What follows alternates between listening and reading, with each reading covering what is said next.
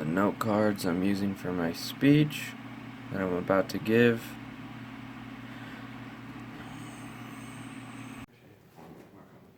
I hit 5 minutes when I was doing the speech myself. Ready, set, go. Alright, so this is a story about the most painful experience of my entire life. And it was kind of my first experience with also not being able to recover from an injury very fast and having to take time to work through it all. And I struggled through that. So it was March 2013, a couple years ago. I was 15, maybe 16 around then, and my friends Jackson and Aiden were all just hanging out at his place. And of course, Nebraska thought it was a good idea to start snowing in March. So what better thing to do when it snows than to go snowboarding? And I had only been snowboarding one other time in my entire life. But I still thought it would be a good idea. So we go out to a small hill, maybe 20 feet high, nothing too bad, easy slope, and we break out our snowboards.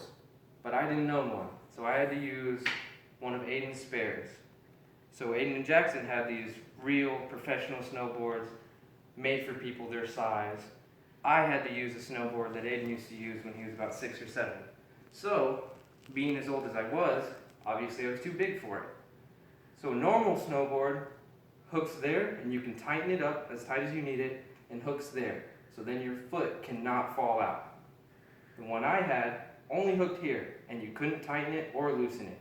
So my foot went in about that much, when it should have gone in about that much. So it was hanging off quite the amount. And so we went snowboarding, went sledding, had a great time. First day, awesome. Easy stuff, no injuries, nothing to worry about. We go back to Jackson's place and we decide tomorrow, let's do the same thing. We had so much fun today, why not? And we go back. But most of the snow had melted away by then, creating just mud everywhere and little tiny patches of snow. And all three of us all agreed it's a bad idea to go snowboarding or sledding down this hill. But we're all already at the top of the hill, so somehow we have to get down.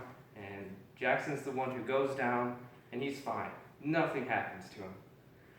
And of course he has to look up at me and Aiden, and he says, "Why aren't you guys coming down here?"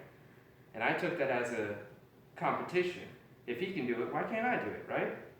So I hop on my tiny snowboard, and I head on down. But while I'm going down, full speed, my leg falls out, and my upper body keeps on going, just from inertia, while my shoe and foot get stuck in the mud and stay behind. So my upper body went forward, my lower body stayed behind, and my knee kind of bent like that, snapped pretty much, and that ended up tearing my ACL, my LCL, my MCL, my PCL, and my meniscus, which then meant I had to get knee surgery, which that left me bedridden for an entire week. An entire week I spent watching TV, struggling to get out of bed just to use the bathroom. I couldn't shower, I couldn't walk without crutches. It was not fun. And then, every day, I had to go to physical therapy and to do easy exercises. It wasn't even walking. I would lay on a table, bend my knee, tap it on a wall, and I struggled with all of that. It was by far the hardest experience of my life, and it was just a tough time in general, not being able to do all these things that I used to be able to do with ease. So that was kind of my first experience with not being invincible and not being able to recover from something that had just happened to me instantly. It took, all in all, it took about 4 to 5 months before I could even run again. And it's been 3 years since then, and I can still feel issues with my knee, but one step at a time, right?